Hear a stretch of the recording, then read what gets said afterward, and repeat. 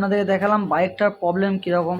বাইকটার প্রবলেম হলো হালকা স্পিড যখন নিচ্ছি, গাড়িটা যখন হালকা স্পিডে টানছি তখনই গাড়িটা মিসিং করছে। তো এই মিসিং করার প্রবলেম কী জন্য এই মিসিং করার প্রবলেম হয় সেটা আপনাদেরকে বলছি। মিসিং করার প্রবলেম অনেক রকমভাবে হয়। হেডের টাইমিং যদি ভুল থাকে সেটারও মিসিং প্রবলেম হয়। আমরা এই প্লাগটাকেও দেখুন চেঞ্জ করে দেখে নিলাম।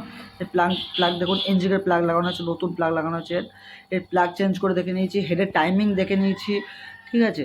তো এর পেট্রোলের মধ্যে কি জল আছে সেটাও আমরা চেক করে নিলাম। এর পেট্রোলে আপনাদেরকে পেট্রোলের প্রেশারটাও দেখাচ্ছি, পেট্রোলের প্রেশারও ঠিক আছে। কার্বোরেটরটা পুরো slow jet pin, main jet pin খুলে ওয়াশ করা আছে, প্রপার ওয়াশ করা আছে। স্লাইটের জন্য প্রবলেম হয়, স্লাইটও ওয়াশ করা আছে। দেখুন এদের আপনার পেট্রোল প্রেশার দেখাচ্ছে আপনাদেরকে আমি।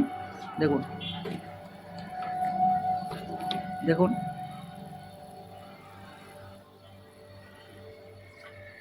দেখুন পেট্রোলের প্রেশারও একবারে প্রপার পেট্রোলের প্রেশার আছে। তো যাবতীয় যা চেক করার আমরা সব করে নিয়েছি, ঠিক আছে। তো আমরা মেন প্রবলেমের দিকে এগোচ্ছি। দেখুন আপনাদেরকে যা যা চেক করেছে এবং যা যা চেক করা দরকার আপনারাও এইভাবেই চেক করে এগোবেন।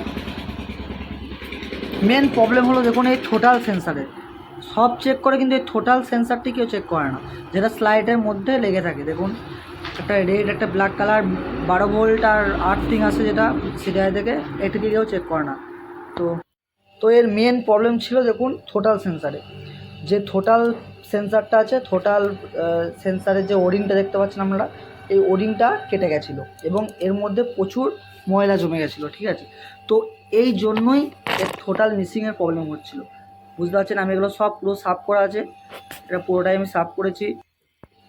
তো এটা ঠিক করার পর এরপর আমাদের বাইকের আওয়াজটা শোনাচ্ছি, দেখুন।